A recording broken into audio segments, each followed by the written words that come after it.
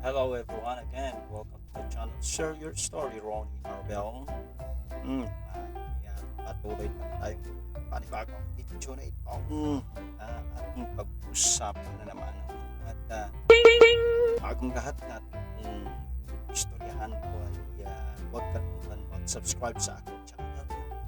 And pakiclick ang notification bells para matunugan kayo lagi ng ating bagong video. And same time, don't forget to like and comment in the comment section. Well, this time, I'm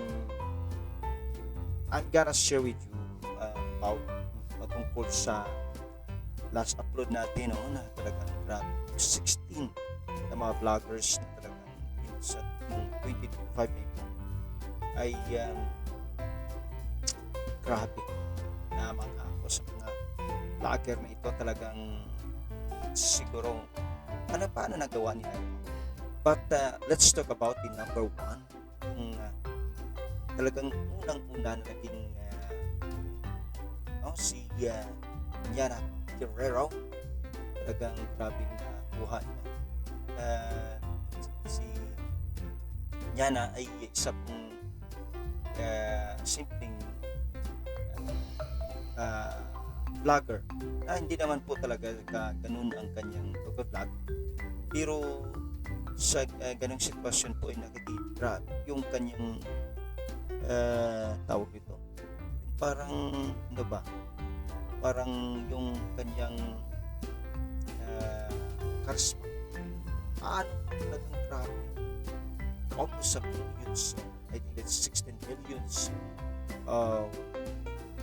subscribers she had sa kanya pong channel dito sa YouTube.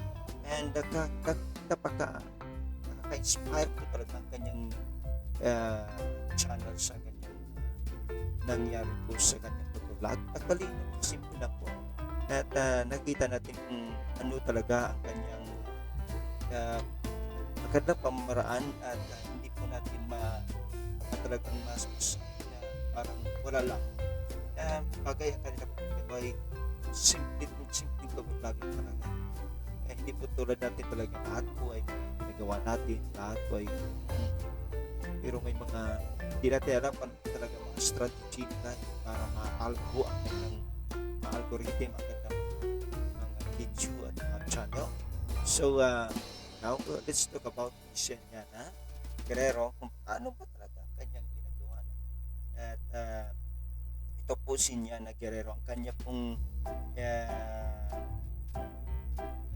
channel dito sa YouTube, Yana Guerrero or Yana. And mayroon po siyang, I believe it's 15.8 million mayroon siya at 530 videos lang po siya.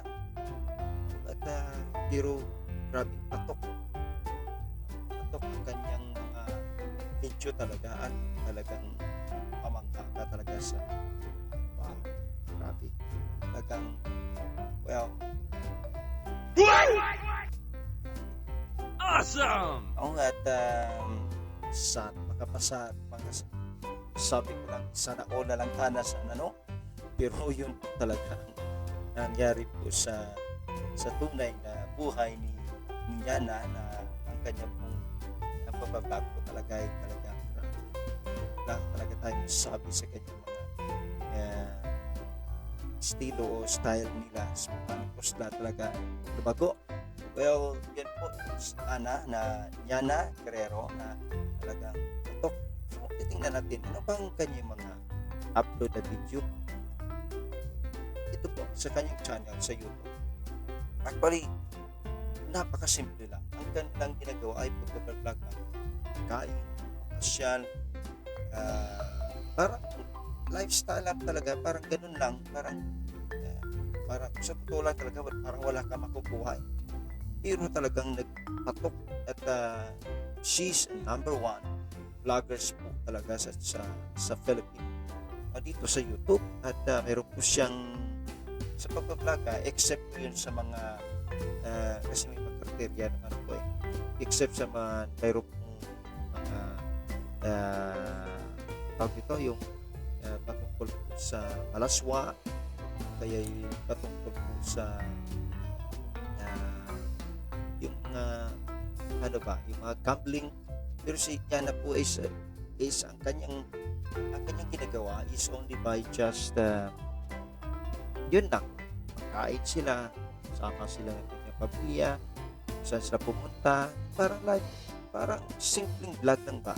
Pero alam nyo kasi ang kanyang pag-upload dito po nakita ko ang pag-upload niya hindi po araw-araw, hindi po tulad natin talaga araw-araw, kahit po sa isang araw walang bisis. Pero si Yana ay pag upload ko yan ay sa isang buwan, isang bisis na pala, no? Grabe, isang bisis na tayo laging nag-upload, pero si Yana is only isang bisis lang po siya nag-upload sa isang buwan. Grabe, no? Awesome! Pero tayo, araw-araw, ay parang nag-aalala tayo, hindi na tayo nakapag-upload. Pero siya sa isang buwan ay siguro hindi lang isang bisis o dalawang bisis, pero talagang patok ang kanyang mga video. Ano bang style? Ano ba? Para maargo magkaroon pa ng algorithm ang mga video ni Yana. Itong sa baba, no? Na nakita natin na 1 million 1 million views talaga siya.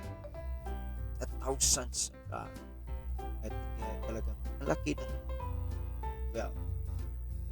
na mamangha talaga ako sa mga itong state of paano po actually once a month lang or twice a month na nag-upload si Yana sa kanyang video po, sa pag-upload sa kanyang channel ay so yan, it's very simple lang po talaga ang kanyang content, masyal may mga ganun po, tulad dito yung pinakabagong video yung tungkol sa masyal doon sa kasi doon sa kanibong ngayon sa kanila isa malamig, mas tao ngayon. Yun po ang lifestyle, magkakain sila, magkakadaya o kayo diba? Kay party. Well, that's a very simple life naman talaga yung pinapakita ni Yana Guerrero ang kanyang pag-vlog. Pero nakita natin how papasabi ko mapasana wala lang po tayo nito. Natin si Yana.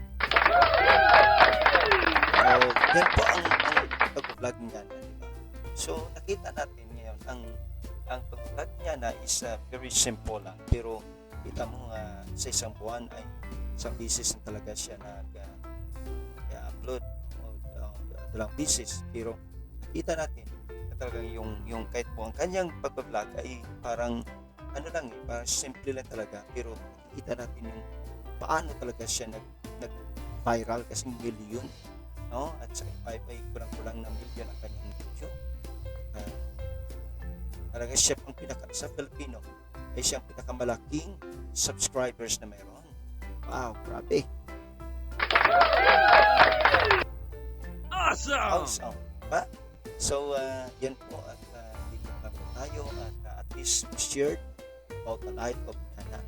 At sana tayo sana man ay magkaroon din po tayo ng ganito na maabot natin ang mga ating mga so yan po na istorya natin ngayon sa araw nito, or we shared the story of Yana Guerrero sa kanya pong content. Talaga it's very very very nice.